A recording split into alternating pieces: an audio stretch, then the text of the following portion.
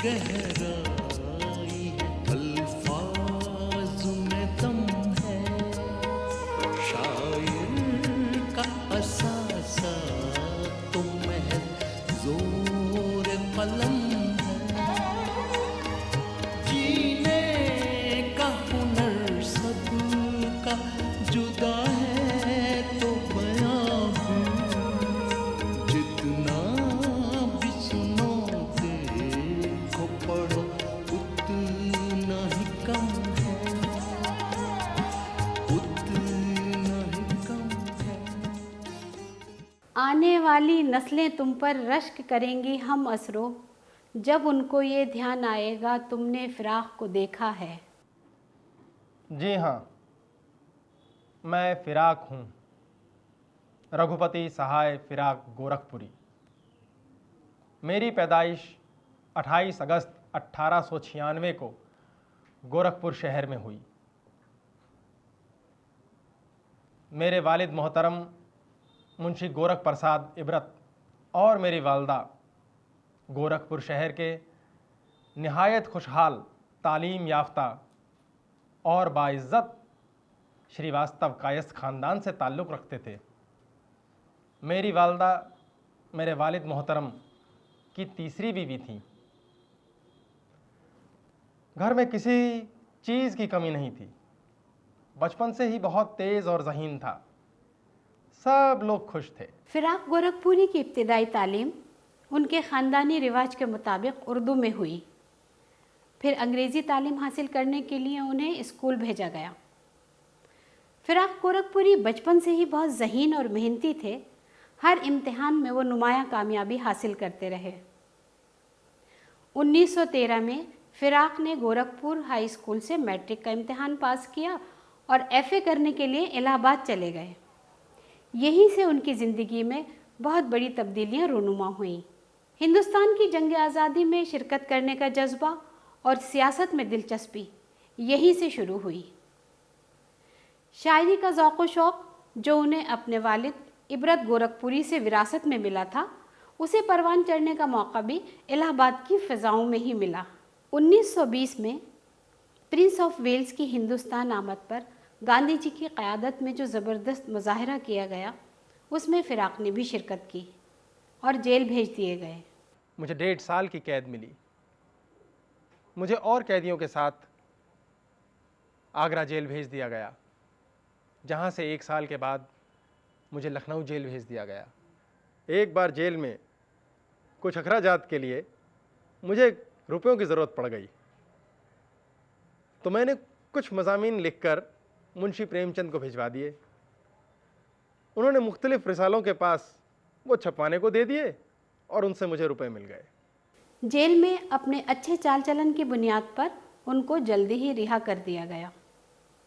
रिहा होने के बाद फिराक गोरखपुर आए और यहाँ से अपने आबाई घर, जो खिज़ा रसीदा चमन की तरह बर्बाद हो चुका था, वहाँ गए। उनके छोटे भाई तपेदिक के आर्जे में मुब्तला होकर इंतकाल कर गए थे। उस वक्त फिराक इतनी जहनी और इक़्तिसादी परेशानियों में मुब्तला थे कि वो ये फ़ैसला नहीं कर पा रहे थे कि वो क्या करें और क्या ना करें।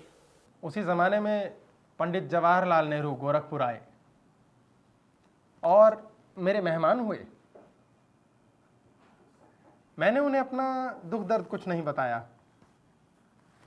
पर सियासत आलम के कयाफा शनास ने बिना कुछ सुने ही सब जान लिया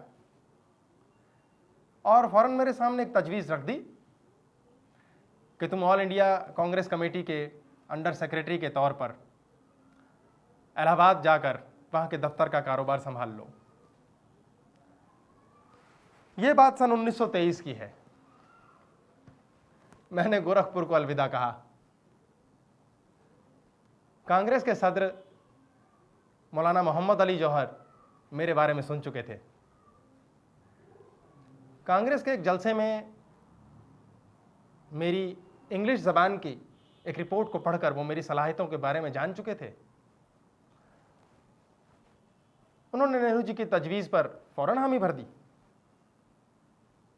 मैं गोरखपुर छोड़कर इलाहाबाद चला आया और 250 रुपया महीना की तनख्वाह पर ऑल इंडिया कांग्रेस कमेटी का अंडर सेक्रेटरी बन गया। इसी साल उन्होंने आगरा यूनिवर्सिटी से एमए की डिग्री भी हासिल की। फिर इलाहाबाद यूनिवर्सिटी में अंग्रेज़ी अदब के लेक्चरर की हैसियत से उनको अपनी पसंदीदा मुलाजमत मिल गई।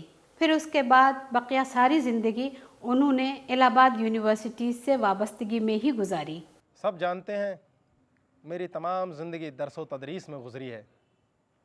बीए में हम लोगों को अंग्रेज़ी अदब पढ़ाते थे वो, और ख़ास तरीके से जो रोमांटिक्स का पीरियड था वो पढ़ाते थे। और मेरा आज भी ख्याल है कि उन जैसा उस्ताद रोमांटिक पोइट्री पर, अंग्रेज़ी की रोमांटिक पोइट्री पर मुझे नहीं मिला कभी।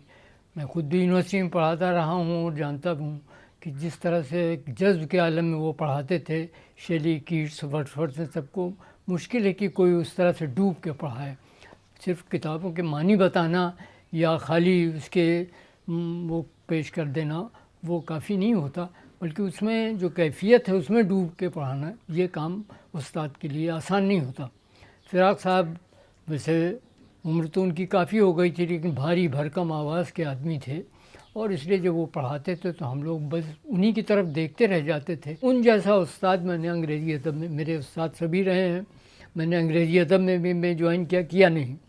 तो हमारे प्रोफेसर देव जो बहुत मशहूर अंग्रेज़ी के दीप थे वो भी थे, लेकिन जो पढ़ाने में फ़िराक साहब के लुत्फ़ आता था वो मैंने किसी अंग्रेज़ी उस्ताद को नहीं देखा। फ़िराक साहब अपने शागिर्दों और दोस्तों से गुफ्तगू के दौरान अक्सर बड़ी बसीरत अफरोज़ बातें कह जाया करते थे। शायर ना हिंदू होता है ना मुसलमान होता है, वो ना यहूदी होता है ना ईसाई, ना वो पारसी होता है और ना वो बौद्ध। आप कहेंगे इसमें सच्चाई क्या है? अरे सूरदास और तुलसीदास ये हिंदू थे, एक कृष्ण का भक्त था और एक राम को पूजता था। हाँ, कबीर अलबत्ता अपना पता नहीं देते थे। मिल्टन और डांटे ईसाई थे, होमर और वर्जल इनका कुछ भी कह लीजिए, मगर शैले मुनकर था। एक वर्ड्सवर्थ वो अंग्रेजी चर्च से सुलह करके मर गया। फिरदौसी, सादी और हाफिज और कुफ्र का फतवा मत लगाइए। और रहा उमर खय्याम, कौन जाने उसका मजहब क्या था। लेकिन बात तो उर्दू की हो रही थी। उर्दू के शायरों, खासकर गज़ल गो शायरों का मामला ही कुछ और है। उनका मजहब कुछ भी हो, वो खुद को काफिर ही कहेंगे। मैंने दुनिया भर की बेहतरीन शायरी पढ़ी है और उसकी रोशनी में मैं इतना ही कहूँगा, शायर का कोई मजहब नहीं होता, शायर का मजहब नहीं होता। अगर मैं आपके सामने ये अर्ज़ करूं कि हिंदुस्तान के वो कौन से शोरा हैं जो अपने मुल्क की आलमी पहचान बन गए, या वो शोरा जो अपने शहर की आलमी पहचान बन गए, तो फ़िराक गोरखपुरी का नाम सबसे पहले जहन में आता है, एक इलाहाबादी की हैसियत से मैं अगर देखूँ तो। फ़िराक गोरखपुरी की शायरी के कई मजमूए शाया होकर मंजर आम पर आ चुके हैं। गुले नगमा, गुलबांग, रूप, रूह बलागत, मशल और पिछली रात वगैरह, जिसमें से गुले नगमा पर उन्हें साहित्य अकेडमी अवार्ड तफवीज़ किया गया। कुछ अरसे बाद उन्हें भारतीय ज्ञानपीठ अवार्ड भी दिया गया। भारतीय ज्ञानपीठ अवार्ड हिंदुस्तानी अदबियात में दर्जा इम्तियाज़ रखता है। जोश और इक़बाल नज़्म के शायर हैं और शायद फैज़ भी नज़्म के शायर हों।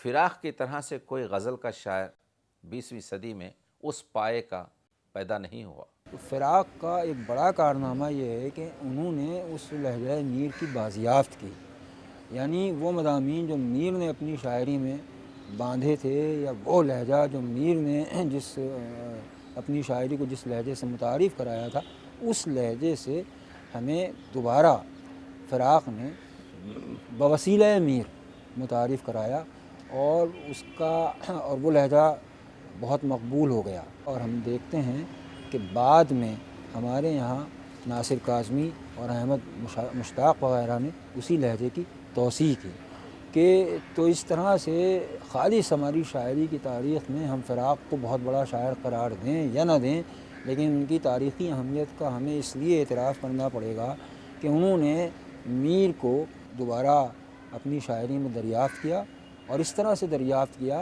कि नासिर काज़मी और अहमद मुश्ताक वग़ैरह ने फ़िराक़ के लहजे की तौसी की। मीर का एहसास, मीर का वजदान और मीर की आवाज़ मेरे खून में हल होकर रह गई है। बुनियादी बात यह है कि फ़राक़ की शायरी बुनियादी तौर पर ये कहा जाता है कि रूमानियत की शायरी है, लेकिन रूमानियत के दो पहलू हो सकते हैं। हम इश्किया शायरी कर रहे हैं, उसको भी रूमानियत की शायरी कहा जा सकता है। लेकिन अगर हमने दर्द ज़ीस्त को और दर्द ज़माना को भी अपनी शायरी के अंदर मकाम दे दिया तो मैं समझता हूँ कि ये शायरी फिर आफाकी शायरी हो जाती है। और इस एतबार से अगर मैं देखूँ तो मुझे लगता है कि फ़राक़ की शायरी को आफाकी उसके अंदर उनसर मौजूद हैं, और बिलखुसूस उसकी जो तलमीहात हैं, उसने जिस किस्म के सिमलीज़ और मेटाफर्स का इस्तेमाल किया है, उसमें बुनियादी तौर पर उन्होंने, क्योंकि कहा जाता है कि वो उर्दू शायरी के वर्ड्सवर्थ हैं, तो उन्होंने जो मनाजिर हैं कुदरती, उससे भी बहुत कुछ इस्तिफ़ादा किया। मतलब मैं एक शेर आपके सामने अर्ज़ करूं जिसने मुझे बहुत मुतासिर किया है कि इस इस्तिराब में राज़े फ़रोग़ पिन्हा है, इस इस्तिराब में राज़े फ़रोग़ पिन्हा है, तुलू सुबह की मानिंद थर थराए जा। The secret of success is hidden in this uneasiness and therefore you should keep on travelling like the rising sun. तो ये राइजिंग सन से, उभरते हुए सूरज से, ये इस किस्म की सिमली और इस्तराबी कैफियत से अपने अंदर आप कामयाबी के और कामरानी के जो इम्कानात तलाश कर रहे हैं, ये फ़राक़ की शायरी का वो अंदाज़ है जो उसको आफाकी बना देता है।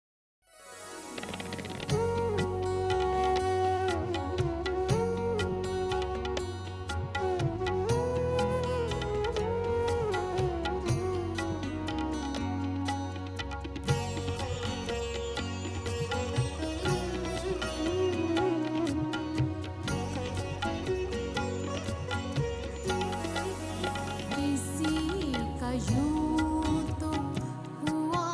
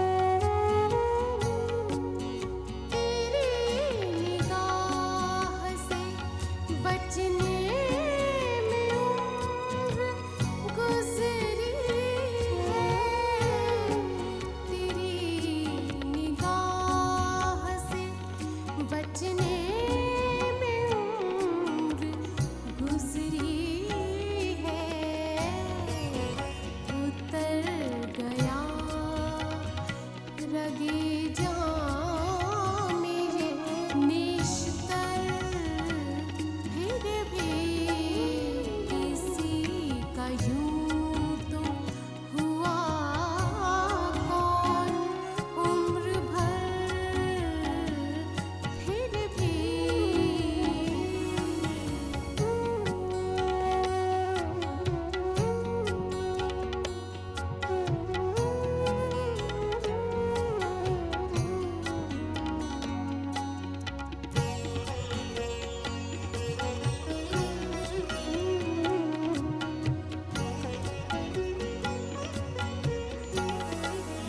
अगरचे बेखुदी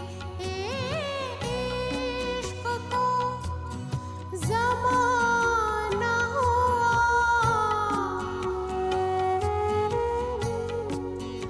अगरचे बेखुदी इश्क को ज़माना हुआ, अगरचे बेखुदी इश्क को ज़माना हुआ, फिराक करती रही काम वो नज़र, फिर भी किसी का यूं तो हुआ कौन, उम्र भर फिर भी।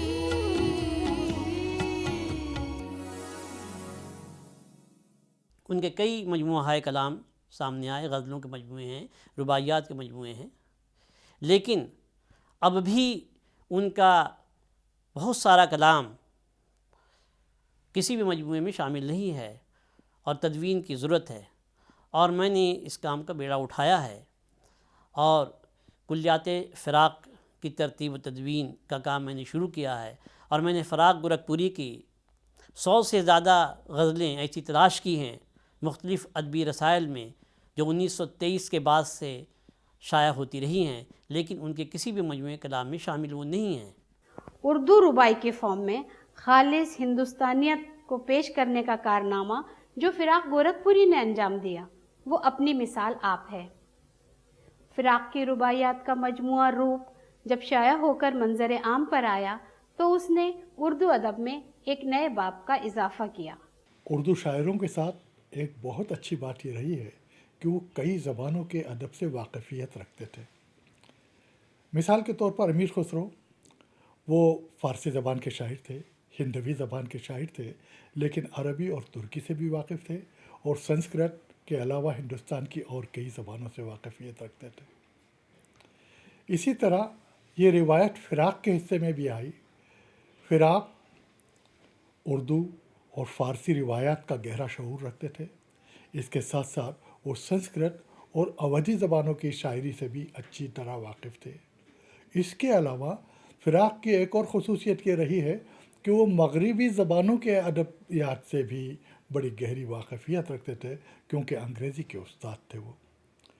तो ये सारी चीज़ें, ये सारी रिवायात कहीं ना कहीं उनकी शायरी में जलवगर होती नज़र आती हैं।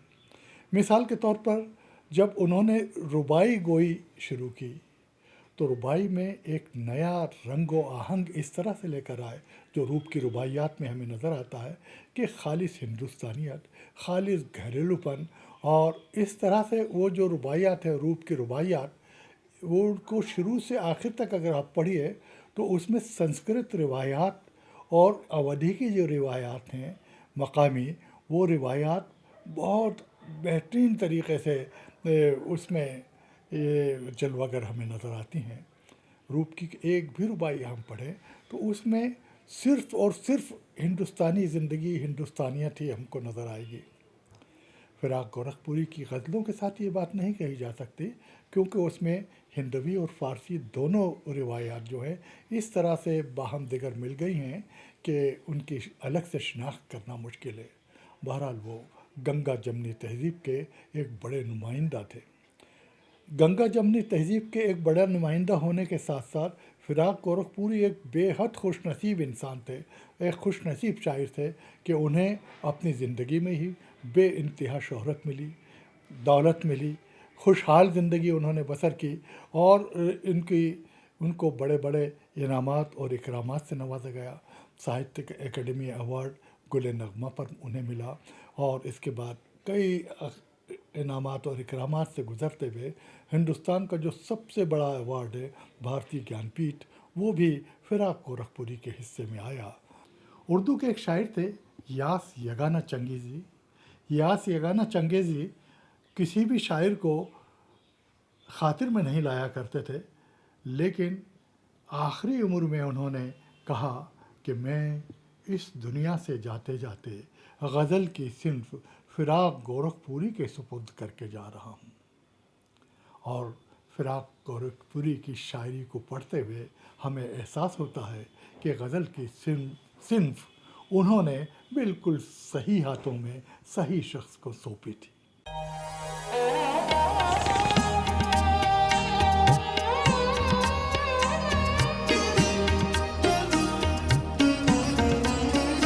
जज्बात में गहरा